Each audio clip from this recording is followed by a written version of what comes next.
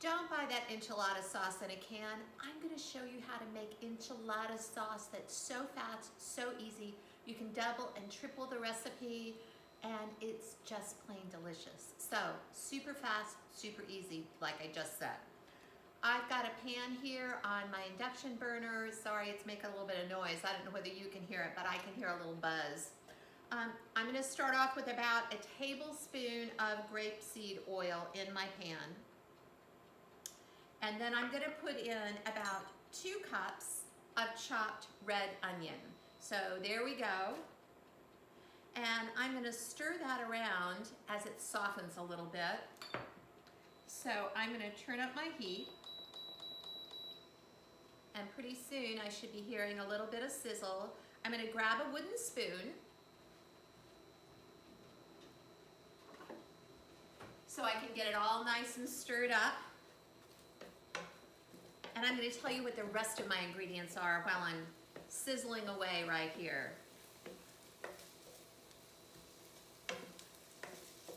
Nothing better than onions cooking, except for onions and garlic, and that's going to happen in just a moment. So here are my other ingredients. So I've got oil and onions in here.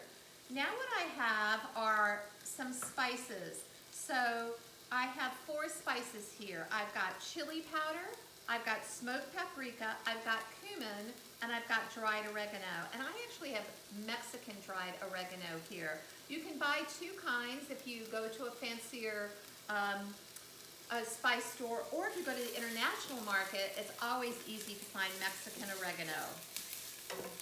So I'm starting to sizzle and smoke a little bit now, which is a good thing. I don't want it to cook too fast, so I'm going to turn it down just a little bit. And next up, after these onions are cooked down a little bit, so I'm just looking for me to get a little bit soft, a little bit more translucent. I've got 4 cloves of garlic here, and you may think 4 cloves is a lot, but it's really not in this sauce. And you see that I used my microplane to grate the garlic. So I'm going to go ahead in, because these are getting nice and soft now, and put in my garlic. And in just a second, it's going to start smelling so good. I just want to cook that garlic until it's, oh yum, until it starts to smell good, and boy is it ever. Woo! Getting a garlic and onion facial here. Now what I want to do is I want to put in my spices. And I'm putting in my spices while my onions and garlic are cooking, because I want to do what we call culinarily bloom my spices. That means, now I'm really getting a facial. That means that those spices are going to cook a little bit before the rest of the sauce goes in. Oh my gosh, smelling so good in here. Wish you were here. Wish there was smell-o-vision. So there are my spices. Now what I'm going to do is put in my salt. I've got about a ½ teaspoon of salt here. Not much. Don't need much, because my next ingredient that is going in is actually some tomato paste. And you see I've got it in a little bag here, like a snack size bag. That's because I keep my extra tomato paste in the freezer in a snack size bag. So you know when you buy those cans of tomato paste, you almost never use the whole can. So I divide it up into 1 or 2 tablespoon portions, and I put it in the snack bag, label it, date it, and put it in the freezer. And then when I'm ready to use it, all I have to do is pop it out of the freezer. It freezes great, and you don't have to waste. I'm not wild about the tubes of tomato paste, because most of them have additional oil and other things in there. So I'm putting in my tomato paste now, and a great idea when you use tomato paste is to heat it up a little bit, cook it a little bit so it doesn't taste raw. So that's kind of what I'm doing right there in the middle of my pan, and it's starting to smell tomatoey too.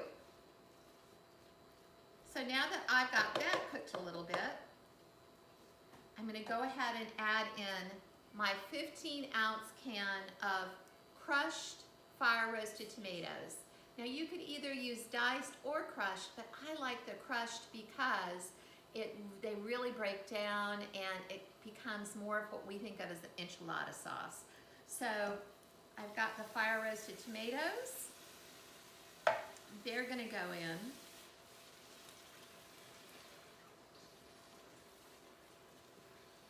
Oh my gosh, it smells like enchiladas now, y'all. You know, this recipe is so good to triple or quadruple and then put it in individual containers of one amount at a time. And then what you do is you can put it in your freezer. It'll last 6 months to a year, and then you can have enchiladas with really great enchilada sauce anytime. So now I have one more ingredient to go in there to cook down, and it is an ingredient we all have in our kitchen, I just guarantee you, and that is water. And I'm actually gonna take a half cup of water, I'm gonna pour it into my tomato sauce can so I can get all the goodness out of my tomato, actually crushed tomatoes, not tomato sauce. I'm making a sauce, aren't I? So there we go, I'm just gonna stir it up. And it's gonna cook down in about 10 or 15 minutes. I wish you could see it. It's lovely and thick now, even when it hasn't cooked down. But it'll only take about 10 or 15 minutes to cook down beautifully. And then after that, what I'm gonna do to finish off my enchilada sauce is I'm gonna put in 1 teaspoon of apple cider vinegar. And the reason I do that is to add that punch of flavor, a little bit more acidity, and it's just gonna make that enchilada sauce taste great. So I hope you make this enchilada sauce and get creative with your enchiladas.